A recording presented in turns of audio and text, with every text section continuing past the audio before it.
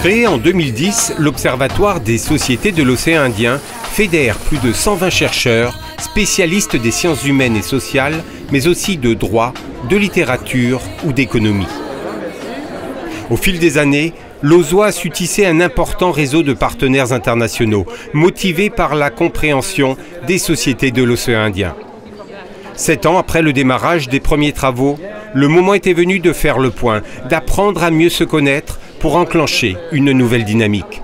C'est à la fois un temps et un lieu de rencontre international avec des partenaires qui viennent de plus de 15 pays, qui représentent des institutions, des universités, des laboratoires, avec l'objectif de multiplier les approches pluridisciplinaires pour mieux connaître, pour mieux rendre compréhensibles les sociétés de l'océan Indien. Bref, les thématiques sont nombreuses et appellent la pluridisciplinarité. Donc c'est une dynamique d'intervention, de participation, c'est réunir nos forces et c'est là l'objectif vraiment de la conférence internationale. C'est une rencontre où chacun échange, se connecte à l'autre et se confronte aux idées et surtout fait émerger des projets pour les 2-3 années à venir. Alors nous en attendons très clairement une structuration, une feuille de route pour les années à venir. C'est un premier pas symboliquement important. L'objectif premier de l'OSOA dans les années à venir, c'est de devenir effectivement une porte d'entrée, mais à l'échelle globale, à l'échelle de la planète, pour toute étude portant sur la zone indienne-océanique dans le grand champ des sciences de l'homme et de la société. C'est ça l'enjeu fondamental. Ah, Mozambique. Mozambique. Très rapidement, qu'est-ce que c'est le SEMEC ? Pendant les 2 journées de la conférence, 25 chercheurs se sont succédés pour présenter à l'assistance leurs instituts de recherche et les projets sur lesquels ils travaillent. Avec en ligne de mire la pensée de trouver des synergies auprès des autres équipes de recherche, pour ainsi mieux fédérer leurs travaux, leurs idées et leur énergie. Donc on est là pour nous faire connaître, également pour dire qu'il se passe des choses chez nous, même si ce n'est pas encore reconnu, et qu'on est là pour intégrer les projets de recherche qui sont au sein de l'OSOA. Le but principal, c'est déjà les rencontres. Et donc de se connaître, de voir comment on peut collaborer. Je trouve ça extraordinaire, oui. J'ai l'impression d'assister à quelque chose qui est en cours, en construction, en co-construction, avec des expériences à la fois universitaires et nationales différentes, mais qui se retrouvent autour de réflexions communes et de projets que l'on espère communs. C'est l'occasion presque unique depuis très longtemps de se retrouver entre chercheurs aussi, puisqu'il y a des forums qui sont aussi plus politiques. Et là, cette fois-ci, on est vraiment entre chercheurs, donc on est dans la recherche. Et je pense que ça, c'est aussi extrêmement valorisant. Les communications se feront en français, mais également en anglais. Et elles dureront 20 minutes. Voilà. Je vous remercie de votre attention. La conférence a aussi été l'occasion pour l'OSOA de présenter les différentes manifestations scientifiques programmées pour 2018 et de faire un appel à participation à tous les chercheurs intéressés. L'objet, c'est donc de définir l'Indo-Océanie.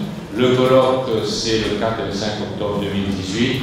Il y a l'appel à la communication qui a été lancé. Ce qui est proposé ici, c'est d'essayer de fédérer les chercheurs de la région autour d'une entité spécifique qui est l'Indiano-Océanie. C'est un concept qui était émergent, nous sommes en train de le bâtir.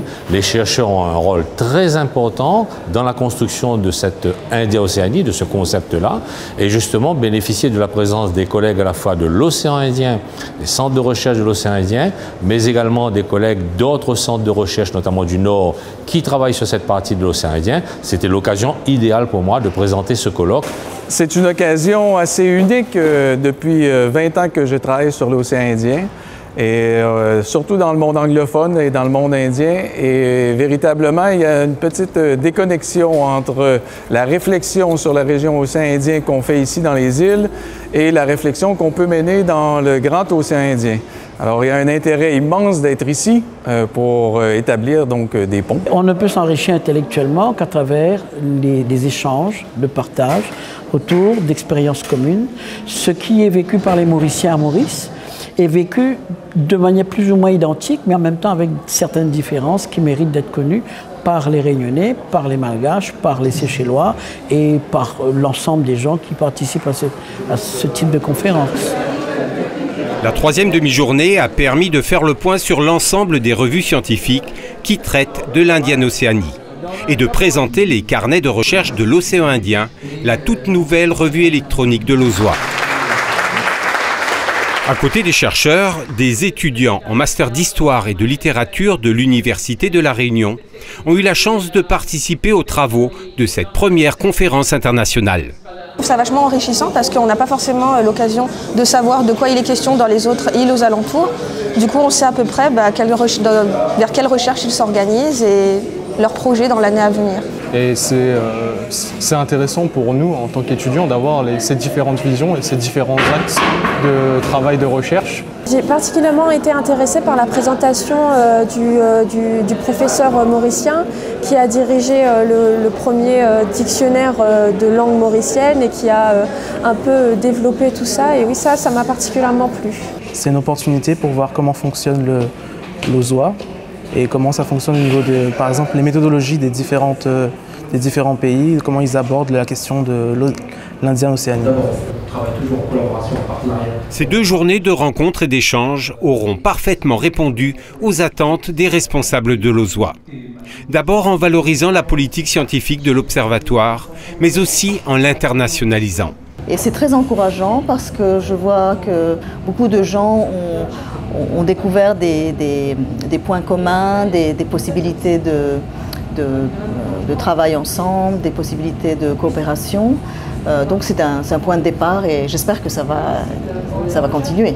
Je crois que nous avons eu 2 jours intenses, 2 jours de conférences internationales très intenses, à la fois des débats, des échanges, mais surtout une co-construction autour de l'Observatoire des sociétés de l'océan Indien, pour bien sûr des manifestations, des appels à communication, mais aussi appuyer la revue qui se met en place, carnet de recherche de l'océan Indien, préparer les manifestations, anticiper la politique scientifique de l'Observatoire dans le cadre de l'Université de La Réunion et en élargissant bien sûr avec les partenaires de l'océan Indien. Donc la dynamique est en marche et je crois qu'on est bien dans la phase d'accélération que la conférence internationale a représentée.